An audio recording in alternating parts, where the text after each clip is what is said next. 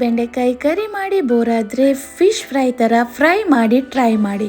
ಮೊದಲಿಗೆ ಒಂದು ಪ್ಯಾನ್ಗೆ ಸ್ವಲ್ಪ ಆಯಿಲ್ ಹಾಕಿ ಬೆಂಡೆಕಾಯಿಗೆ 2 ಲೈನ್ ಹಾಕಿ ಫ್ರೈ ಮಾಡೋಕ್ಕೆ ಇಡಿ. ಒಂದು ಸ್ವಲ್ಪ ಆಚೆ ಈಚೆ ಮಾಡಿ ಫ್ರೈ ಮಾಡಿ ಸಪ್ರೇಟಾಗಿ ತೆಗೆದು ಇಡಿ. ಮತ್ತು ಆ ಪ್ಯಾನಿಗೆ ಸ್ವಲ್ಪ ಆಯಿಲ್ ಹಾಕಿ ಜಿಂಜರ್ ಗಾರ್ಲಿಕ್ ಪೇಸ್ಟ್, ಅದೇ ರೀತಿ ಸ್ವಲ್ಪ ಆನಿಯನ್, ಚಿಲ್ಲಿ, ಕರಿಬೇವು, ರುಚಿಗೆ ಉಪ್ಪು ಆ್ಯಡ್ ಮಾಡಿ ಮಿಕ್ಸ್ ಮಾಡಿ. ಆದಮೇಲೆ ಅದಕ್ಕೆ ಒಂದು ಟೊಮೆಟೊ ಕೂಡ ಆ್ಯಡ್ ಮಾಡಿ ಮಿಕ್ಸ್ ಮಾಡಿ. ಆದಮೇಲೆ ಸ್ವಲ್ಪ ಮಸಾಲೆ ಪೌಡರನ್ನು ಆ್ಯಡ್ ಮಾಡಬೇಕು. ನಾನಿವಾಗ ತೆಗೆದ ಮಸಾಲೆ ಪೌಡರ್ ಪೌಡರ್, ಚಿಲ್ಲಿ ಫ್ಲೇಕ್ಸ್, ಅರಿಶಿನ ಹುಡಿ, ಮೆಣಸಿನ ಹುಡಿ, ಕೊತ್ತಂಬರಿ ಹುಡಿ, ಸ್ವಲ್ಪ ಲೆಮನ್, ಅದೇ ರೀತಿ ಸ್ವಲ್ಪ ನೀರು ಹಾಕಿ ಮಿಕ್ಸ್ ಮಾಡಿ.